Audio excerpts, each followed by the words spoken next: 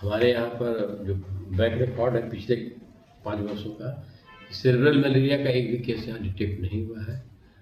Malaria 2-3-4 तरह के होते हैं, जिसमें कि मेनली सेरेब्रल मलेरिया होता है जो फैल्सिपेरम से होता है, और दूसरा वाइवेक्स का होता है।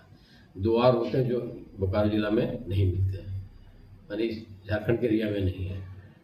तो जैसे हमको काट लिया इन्फेक्टेड मच्छर, हमारे ब्लड में आ गया, फिर वो जीवाणु बढ़ते बढ़ते बढ़ते फिर मैच्योर होकर आता है, फिर दूसरा मच्छर जो हेल्दी है वो काटा तो वो इन्फेक्टेड हो गया, फिर वो उसके पेट में अंडा बन के वो सब सर्दी को कंप्लीट करता है। नमस्कार, आप देख रहे हैं डैश न्यूज और मैं हूं पूजा। पूर्वी सिंहभूम के पोटका क्षेत्र में ब्रेन मलेरिया से 4 बच्चों की दुखद मौत के बाद पूरे झारखंड में स्वास्थ्य विभाग अलर्ट मोड पर आ गया है।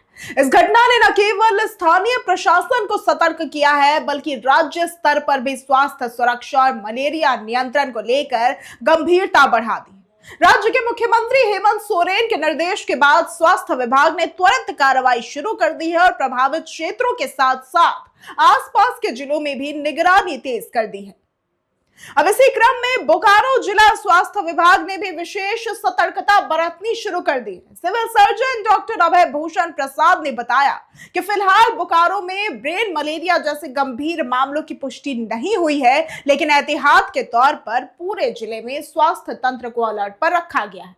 उन्होंने स्पष्ट किया कि मलेरिया मुख्य रूप से 4 प्रकार का होता है, जिनमें से कुछ प्रकार अधिक गंभीर रूप ले सकते हैं, लेकिन वर्तमान में बोकारो में केवल सामान्य प्रकार के ही मलेरिया के मरीज सामने आ रहे हैं। अब इस मौके पर सिविल सर्जन डॉक्टर अभय भूषण प्रसाद ने कहा, अभी न्यूज में हमें पता चला कि चाईबासा एरिया में सेरेब्रल मलेरिया, जिसको आप ब्रेन मलेरिया कह रहे हैं, कि कुछ केसेस आए जिसमें कि कुछ बच्चे मरे भी हैं।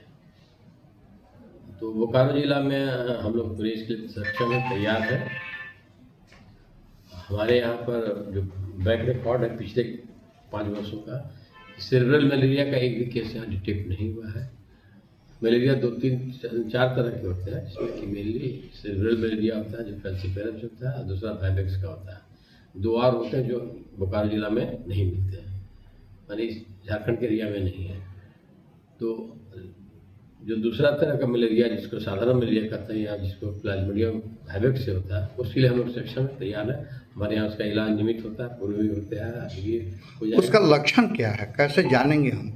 हाँ, जो मलेरिया का जो है सच हम लोग जो या आप लोग या सभी लोग जानते हैं, मलेरिया में ठंड लग के बुखार आना, कपकपी लगना, उल्टी होना, इसी का एक्सट्रीम जब हो जाएगा, एकदम मतलब कि हड्डी तोड़ने वाला ठंड लग रहा हो, वॉमिटिंग हो रहा है, आदमी बेहोश हो रहा है, अनकॉन्शियस हो रहा है, वॉमिटिंग हो रहा है, हमारे उसको जो एकदम एक्सट्रीम होगा, तब हम लोग समझते हैं कि लक्षण टूवर्ड्स सेरेब्रल मलेरिया जा रहा है। फिर उसको नज़दीक के हेल्थ सब सेंटर या सेंटर में आप लाइए, उसका फिर हमारे चिकित्सक उसको इलाज करेंगे।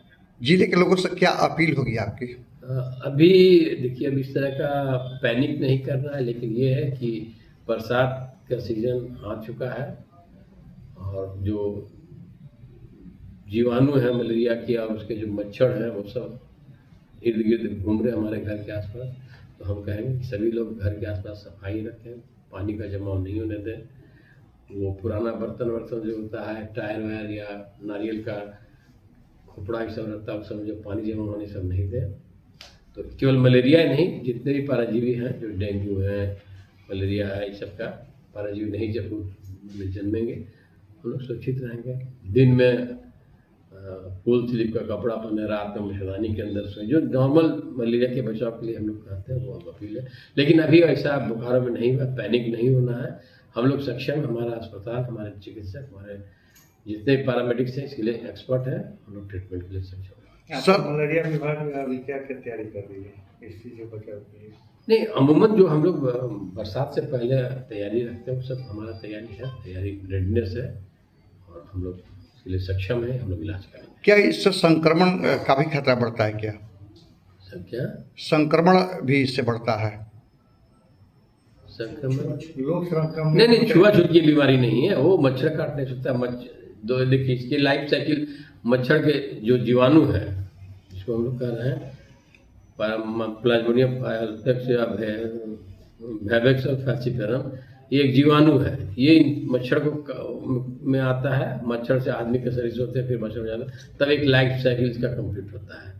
तो जैसे हमको काट लिया इन्फेक्टेड मच्छर, हमारे ब्लड में आ गया, फिर वो जीवाणु बढ़ते बढ़ते बढ़ते फिर मैच्योर होकर आता है, फिर दूसरा मच्छर जो हेल्दी है वो काटा तो वो इन्फेक्टेड हो गया, फिर वो उसके पेट में अंडा बन के वो सब सर्दी को कंप्लीट करता है। तो यही है, इन्फेक्शन क्या है, ये तो पैरासाइट है।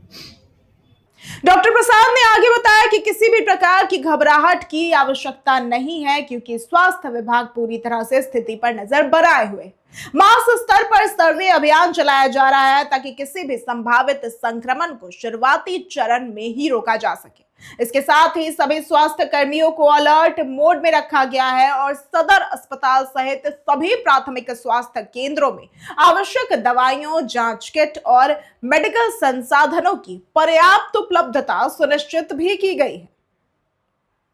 अब उन्होंने ये भी बताया है कि ब्रेन मलेरिया सामान्य मलेरिया से अलग और अधिक गंभीर स्थिति होती है, जिसमें मरीज को तेज ठंड लगना, अचानक तेज बुखार आना और शरीर में असहनीय दर्द जैसे लक्षण दिखाई देते हैं। ऐसी स्थिति में समय पर चिकित्सा परामर्श लेना अत्यंत आवश्यक है ताकि बीमारी को गंभीर रूप लेने से पहले नियंत्रित किया जा सके।